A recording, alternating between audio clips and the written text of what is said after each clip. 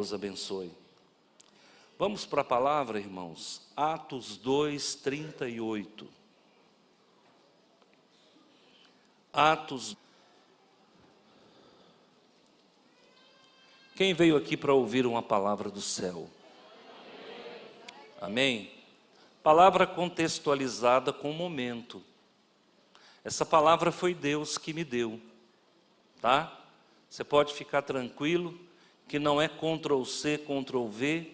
Você não vai encontrar outra palavra igual a essa na internet, porque ela tem origem, ela é inédita, ela veio do céu. É pão que desce do céu, tá bom? Uma nova vida em Cristo. Eu vou falar sobre espiritualidade, é o tema, mas eu vou falar sobre uma nova vida em Cristo, tá ok? Claro, fazendo alusão aos irmãos que foram batizados. Quantos irmãos foram batizados hoje? Muitos saíram do catolicismo, de outras igrejas, ou até de igreja nenhuma, e vieram para a família batista central. Eu vou falar de uma nova vida em Cristo. Você está com o texto aberto, amém? Ok. A palavra do Senhor diz assim: E disse-lhes Pedro: Arrependei-vos, e cada um de vós seja batizado em nome de Jesus Cristo, para perdão dos pecados, e recebereis o dom do Espírito. Esse texto ele é suficiente para nós fazermos um sermão sem precisar de outro texto.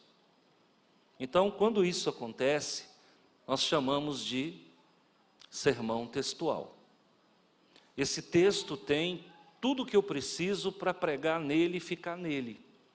E se eu usar qualquer texto paralelo, é apenas para enriquecer a pregação, a prédica, tá bom? Vamos orar. Senhor meu Deus e meu Pai, em nome de Jesus, muito obrigado, porque a palavra do Senhor será declinada nesta noite de hoje. E em nome de Jesus eu peço que o Senhor abra a mente, abra o coração, tira a inquietação de qualquer pessoa que estiver no templo.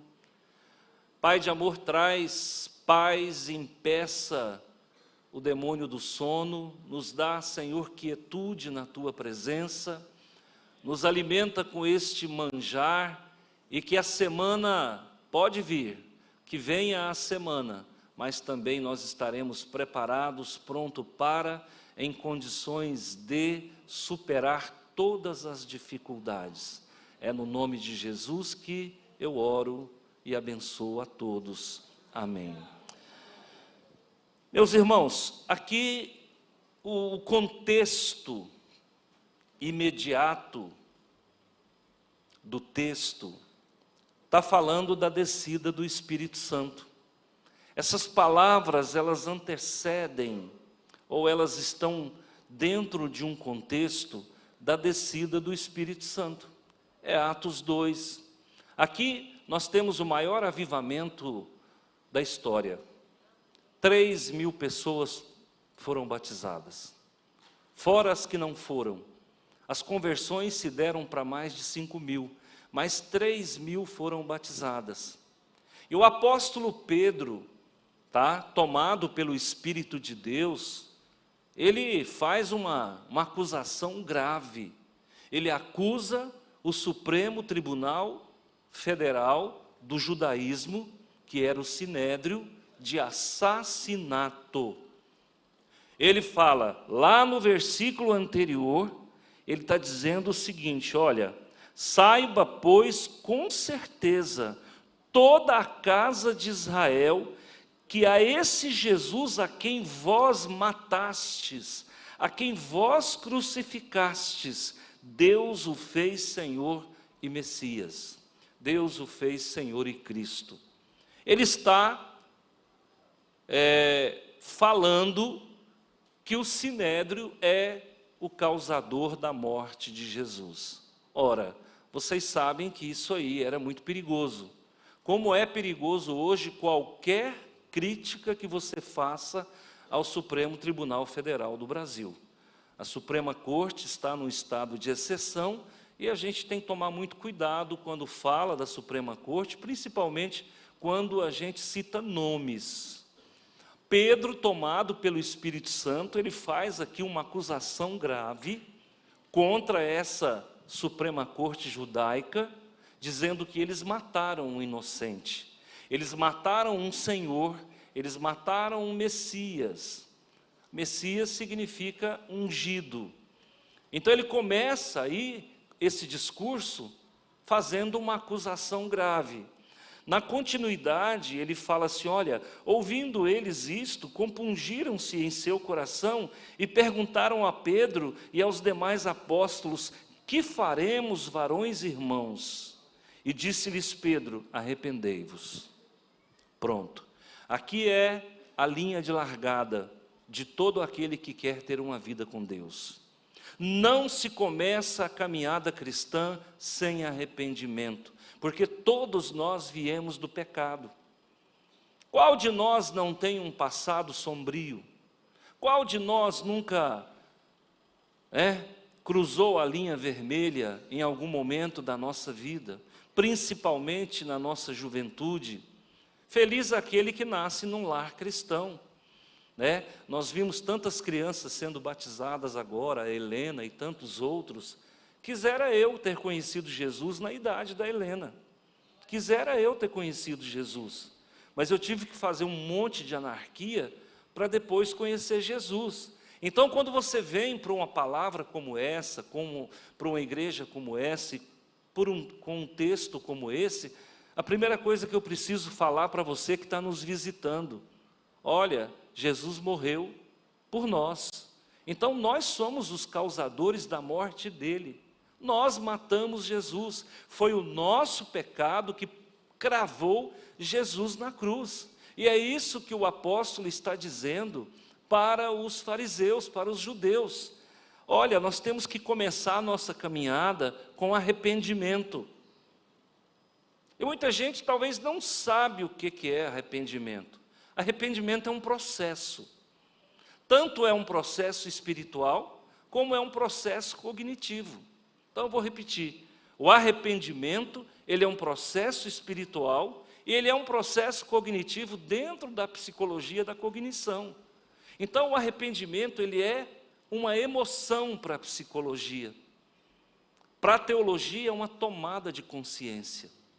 Então nós precisamos nos arrepender.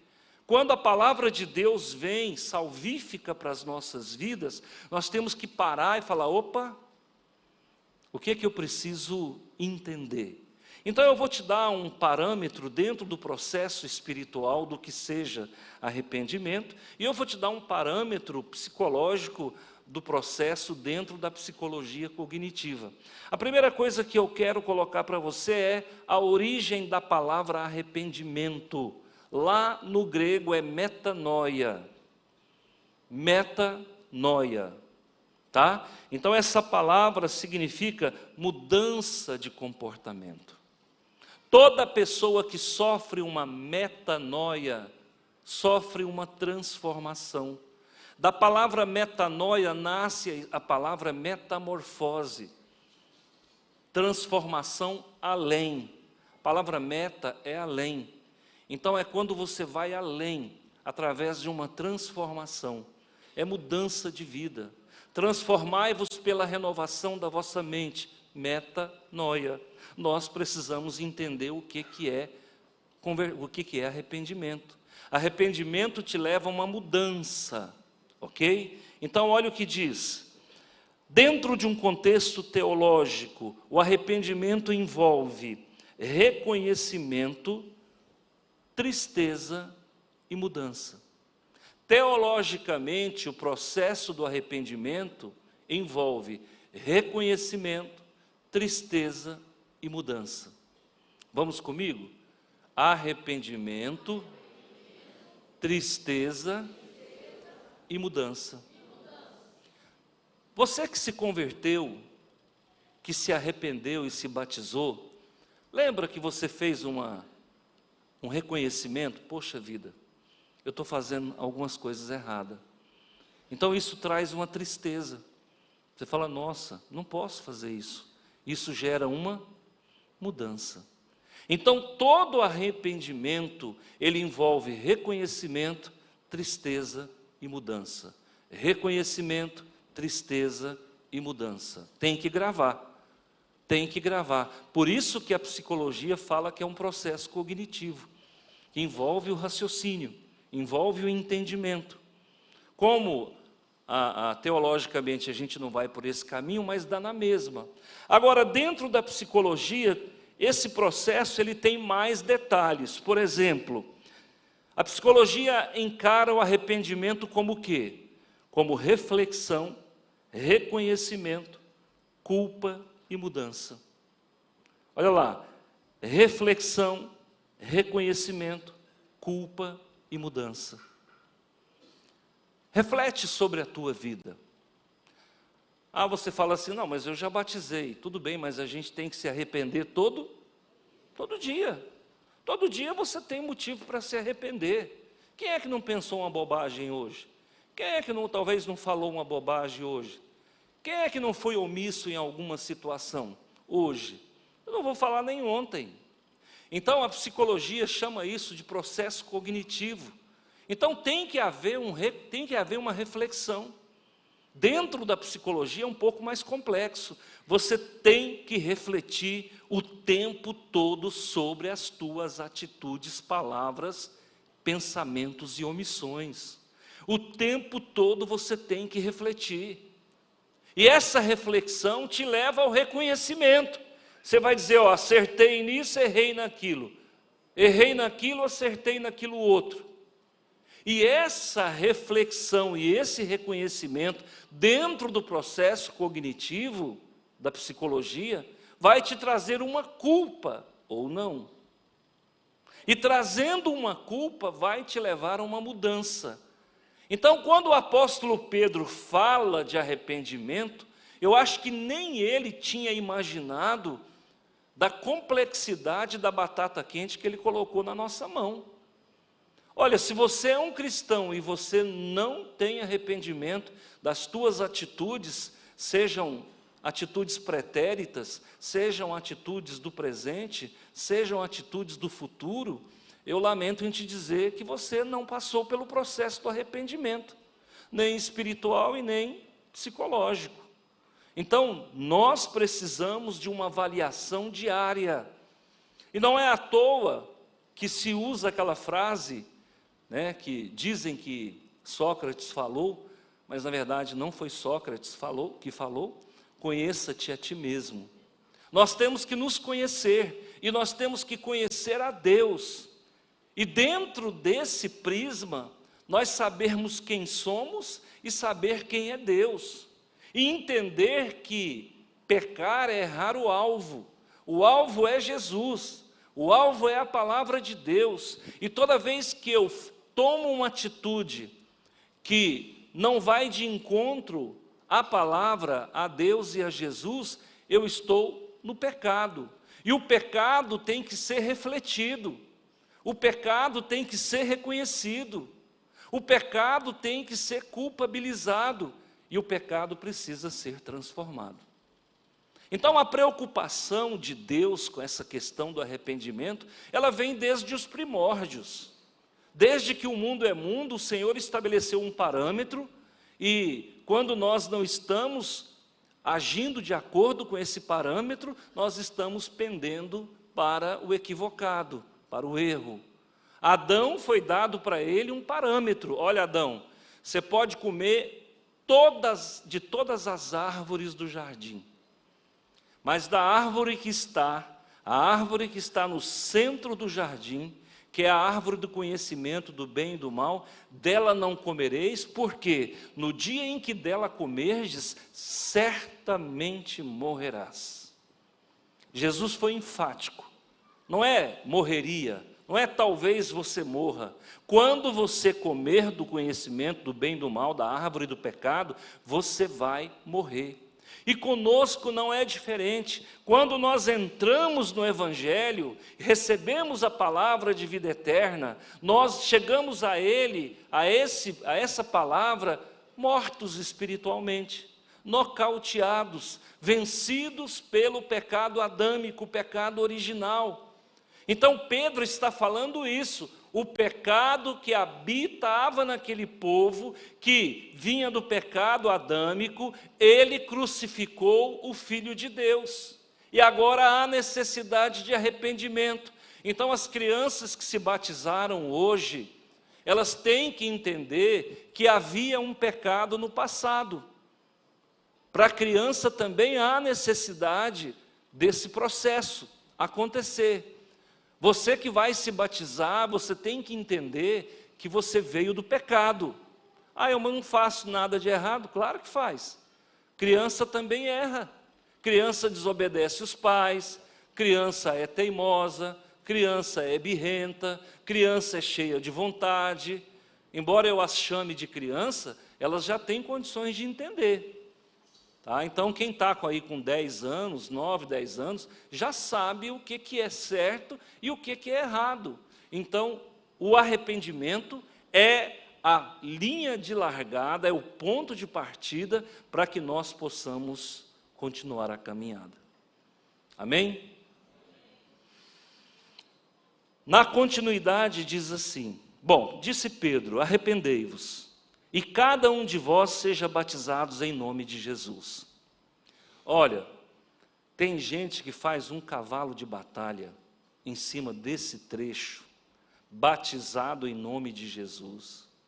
Aí, você pega algumas igrejas a citar, Tabernáculo da Fé, e outras igrejas minoritárias, que dizem que o batismo tem que ser em nome de Jesus, porque o apóstolo Pedro falou que o batismo tem que ser em nome de Jesus, e no Novo Testamento, toda vez que falava em batismo, era em nome de Jesus. Bom, eu quero fazer uma consideração teológica. Primeiro, eu vou ficar com o que Pedro fala ou com o que Jesus fala?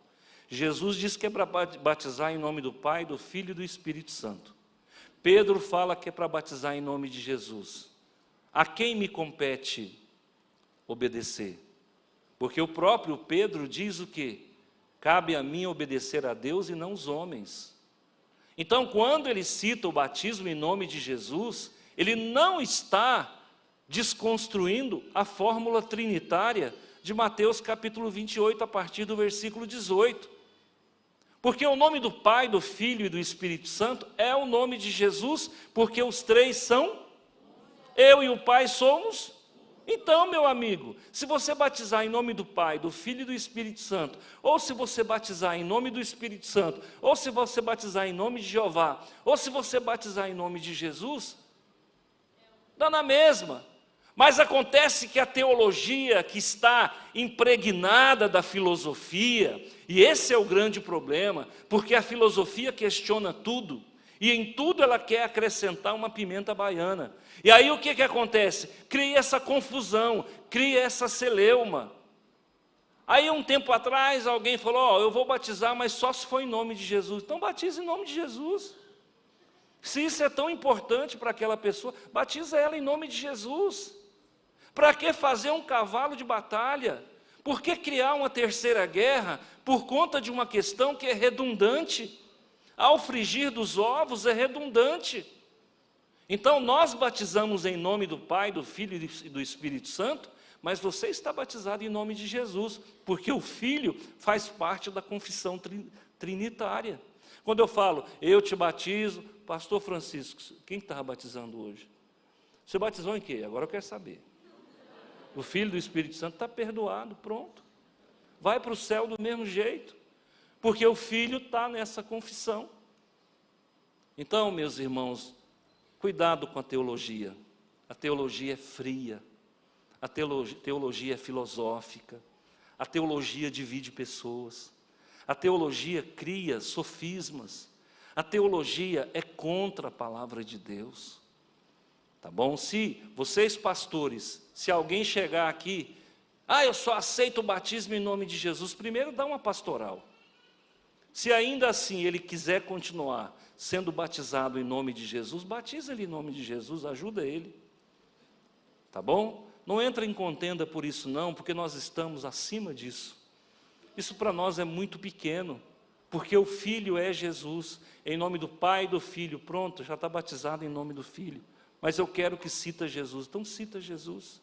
E vamos todo mundo continuar unido. Tá bom? Então, quem arrepende-se precisa ser batizado. O arrependimento é a prerrogativa necessária para que você entre no corpo de Cristo, ou que você entre na família de Deus. Então tem muitas pessoas que vêm na igreja, aceita Jesus e fica 007. É um James Bond no nosso meio. É um crente secreto. Ele não batiza. Por quê? Fica mais fácil para correr depois. É igual a pessoa que não quer casar com a esposa. Você é casado com ela? Não, não sou não. Por quê? Não, porque fica mais fácil para correr depois. Fica nada, meu amigo. Se você morar um mês com ela, foi a metade do que você tem. Independente de estar casado ou não. Se você quer blindar patrimônio, deixa de ser bobo. Então, nós precisamos entender que quem recebeu Jesus, se arrependa e batize. E quando você se batizar, preste atenção, você vai fazer parte de uma igreja visível. E você já faz parte de uma igreja invisível. A igreja invisível você faz parte no momento em que você recebe Jesus. E a igreja visível você faz parte no momento em que você se batiza. Você está batizado no corpo de Cristo. Você está batizado na morte de Cristo. Você agora, através do batismo, eu disse pela manhã, você está sepultado em Cristo. E a partir do momento que você está sepultado, vai emergir da água, pelo ato batismal, um novo homem. E as coisas velhas já passaram, tudo se fez novo, agora você é nova criatura. E a Bíblia diz lá em Romanos 3,6, que a pessoa, 3,4, que aquele batizado, aquela nova criatura, vai andar em novidade de vida superabundante. Agora aqui está dizendo que tem que ser batizado. Para ser batizado tem que se arrepender. Hoje pela manhã, uma irmã falou para mim assim: pastor, eu queria tanto tomar ceia, mas eu não sou casada. Estou morando com meu marido há tantos anos, mas eu não sou casada. Eu não estou em condições de fazer esse casamento para poder tomar ceia. Eu falei: irmã, fica tranquilo. Se tem uma coisa que sobra para nós é dinheiro. Nosso pai é o dono do ouro e da prata. Eu não tenho não, mas eu sei quem tem, é ou não é? Aqui eu sei da vida de todo mundo. Tem gente aqui que dá conta de pagar 50 casamentos por dia, não fica nem vermelho. E eu já sei para onde que eu vou buscar esse recurso. Então eu falei: fica tranquila, nós vamos casar você. Cheguei para minha esposa e falei: cadê o dinheiro? Que ela é do Ministério de Ação Social, né? Falei: me dá aí R$600, eu preciso fazer um casamento. E vamos fazer. Amém? Vamos fazer esse casamento. Então, a gente tem que se arrepender. Ela se arrependeu de estar vivendo amasiada. Você tem que casar, irmão. Você está vivendo amasiado? Escuta, você é crente? Se arrependa, casa com ela. Um dia conversando com uma pessoa, eu falei: casa com ela. Ele falou: mas eu não gosto dela. Eu falei: uai, não gosta, mas está junto? Que trem doido é esse? É muito para minha cabeça, não entendo não. Eu não ando com quem eu não gosto, não. Eu só ando com quem eu gosto. Se você só anda com quem você gosta, você vai dormir com quem você não gosta? Ah, para com isso. Então, irmãos, o crente tem que ter caráter.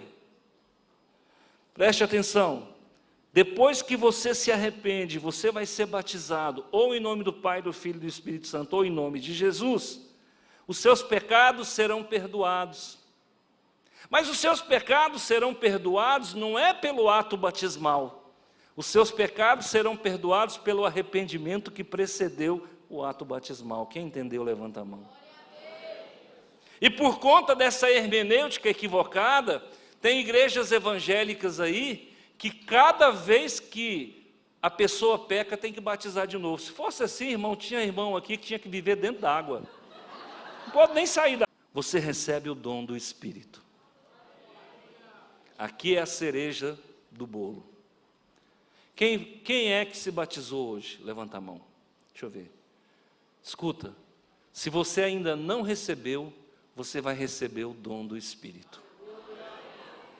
Pastor, explica para mim porque está nublado.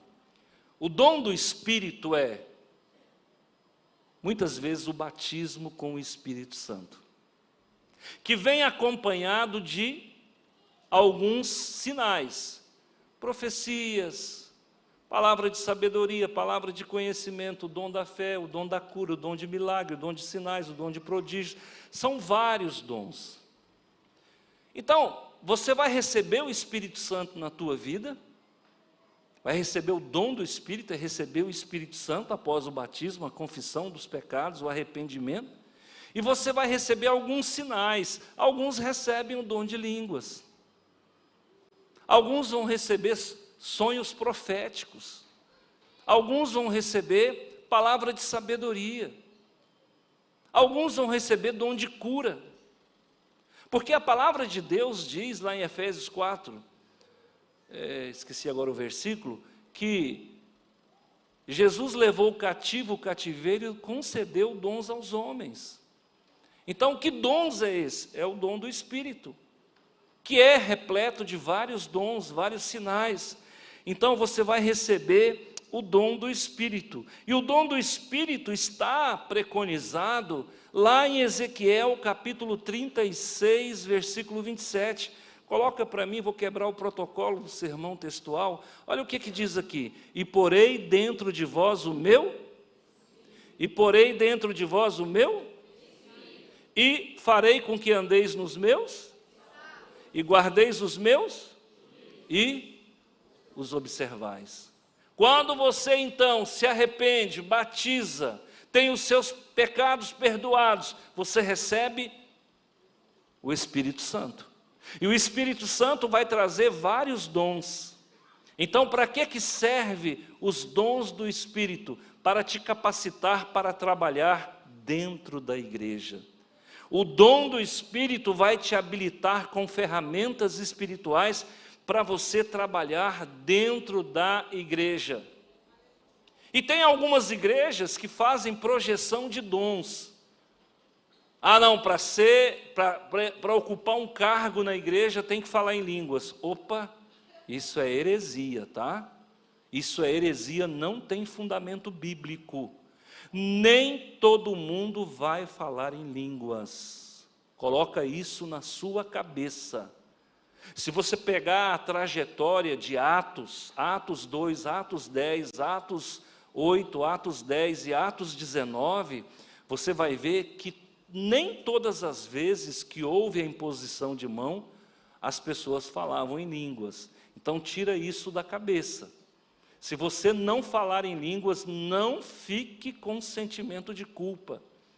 É um dom. Talvez você não recebeu o dom de línguas, mas você pode receber outro dom. Por quê? Porque fizeram projeção de dons aí no passado e acabaram ensinando que todo crente tem que falar língua. Você vai para a Bíblia e isso não é verdade. Errais porque não conheceis as Escrituras. Então preste atenção, Deus vai colocar dentro de você um espírito novo. Deus vai colocar dentro de você um coração novo. Deus vai colocar dentro de você o dom do Espírito. E esse dom do Espírito é repleto de bênçãos. Então, eu quero deixar bem claro para você que o dom do Espírito te capacita a receber, te capacita a conhecer e te habilita para ser um crente abençoado. Amém? Todo mundo entendeu? Quem foi batizado, então, coloca no seu coração: eu quero acreditar que você se arrependeu de algum pecado. Quem foi batizado, eu quero te dizer que os teus pecados foram perdoados. E quem foi batizado já está imerso no corpo de Cristo e agora vai receber ou já recebeu o dom do Espírito. Olha quanta coisa boa Deus nos entrega. Amém? Você recebe essa palavra? Uma nova vida com Cristo, coloca lá o texto para nós, o título, por favor. Uma nova vida em Cristo. Arrependimento, batismo, perdão e dons.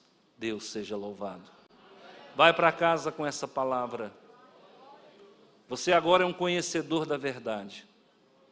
Tá bom? Ninguém vai te enganar. Guarda o versículo que eu passei pela manhã, Romanos 6, 3 e 4, e guarda o versículo agora da noite, Atos 2, 38. Ele vai falar sempre ao seu coração. Ok? E agora